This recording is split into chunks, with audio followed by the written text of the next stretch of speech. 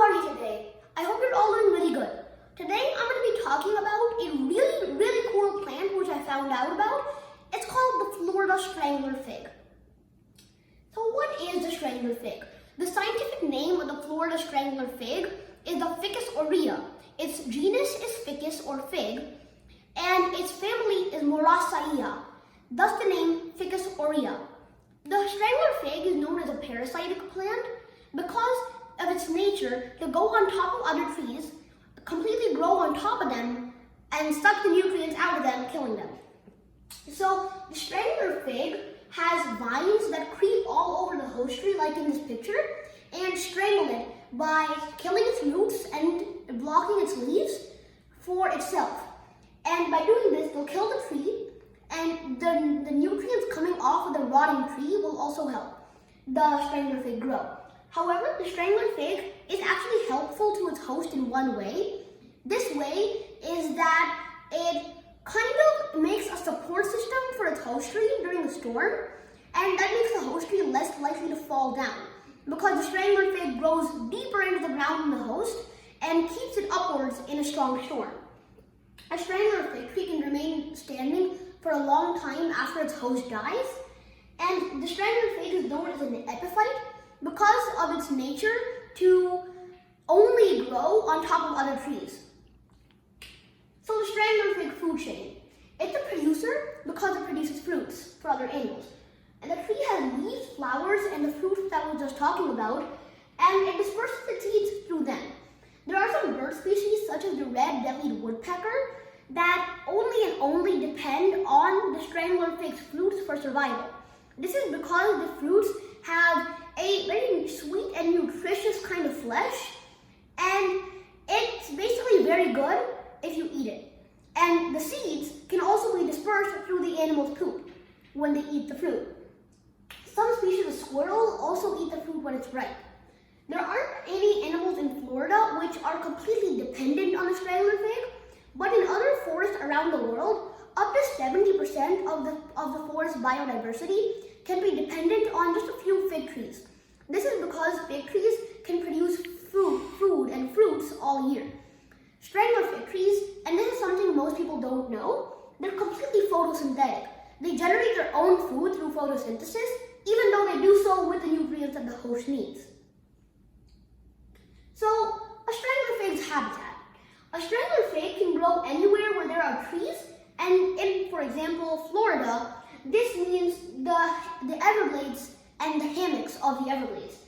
So a hardwood hammock is a dense stand of trees that's only a few inches taller than the Everglades water level, and this makes a perfect water and no water habitat where the trees can flourish, and by extension of the tree's nutrients, the Strangler Figs can flourish as well. The plant is also important because when the cylinder forms around the host tree and the host tree dies, smaller animals are able to get through the cracks in the cylinder, and larger animals aren't. So this makes a kind of impenetrable fortress for the animals. So, Strangler Fig adaptations. The Strangler Fig has some very interesting adaptations that enable it to survive in the forest and wherever they decide to live. It has different seeds than normal plants because the seeds are really sticky, like you can see in this picture, and they can grow on top of other trees. And that's how they kind of stay on the trees while growing and ultimately kill the tree by surrounding it. They also have a very specific evolutionary growth pattern that when they're really small, they grow very slowly to not attract the attention of the host tree or any potential predators. When they get big enough to fend for themselves, they hit a really strong growth spurt and they send roots down to take over the host tree. You can see in this. This is the type of fig tree, a type of Strangler Fig, and it's throwing roots down, those that are known as aerial props, and this can make it grow huge and completely take over the host tree. So another slide on Strangler Fig adaptations. Fig trees produce fruit all year, which increases the chances of seed dispersal, and each species of fig also has its own type of pollinator wasp. This can ensure that the figs are always pollinated and never cross-pollinated, and also that the wasp species can survive. There are approximately 2,000 different pollinator wasp species. The plant also always wraps around the host's trunk in a circular pattern, which is another adaptation, and it will form a knotted cylinder of roots. This will either kill the tree immediately, or it will kill it slowly, and the nutrients from the tree will help the strangler fig to grow. So, strangler fig importance to Florida biodiversity. The strangler fig is important to Florida biodiversity because the hollow space made by the host when it dies is a great habitat for smaller animals seeking protection from their larger predators. You can see in this picture, there used to be a massive tree here, and now there's a massive strangler fig. Now, if this was in Africa, a lion wouldn't be able to get into this, but a lion's prey, like a deer, might be able to squeeze into this.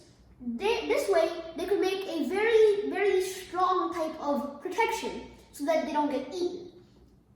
Strangler figs are also considered keystone species because if they get wiped out, then lots of animals will lose their homes, leading them to be eaten, and lots of animals will lose their foods, leading them to starve to death and go extinct.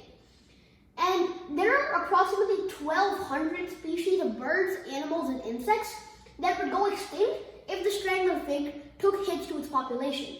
Many forms of life are attracted to the fig tree because it produces massive amounts of fruits and continues to do so during all seasons, even in winter.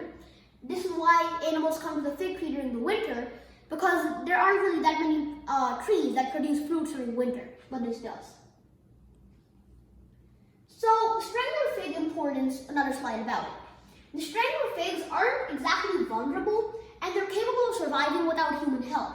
However, there are some things that can harm the strangler fig, such as deforestation and habitat loss. Loss of the pollinators can also lead to a decrease in fruit production, which in turn will lead to a decrease in the populations of animals that feed on them, which in turn will lead to a decrease in seed dispersal. So it's basically a big chain of events. There are so many species that are completely reliant on strangler figs that they're like the keystone of a bridge. If you pull it out, the entire thing collapses. We can protect strangler figs by stopping habitat loss, protecting the trees that the figs grow on, and by stopping biodiversity loss and protecting the strangler fig pollinators. Strangler fig fun facts.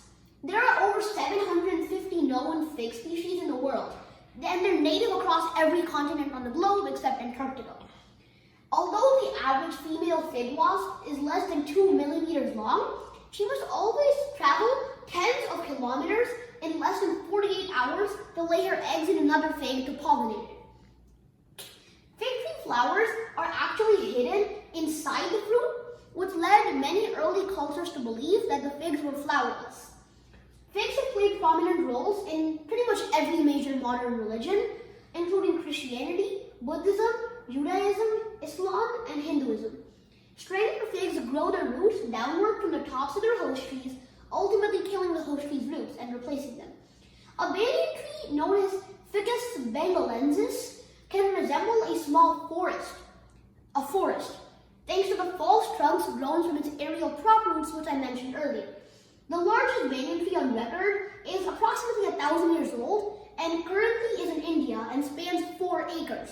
You can literally see that one banyan tree from space. These are pictures taken by satellites, and you may think, oh my god, this is a nice looking forest. Come closer, you'll see it's all made by one central tree in the center, which may have actually died a long time ago, but the aerial prop roots can become new trees all in themselves. And this can just lead the trees to grow for thousands upon thousands upon thousands of years. So I hope you enjoyed my presentation. Bye!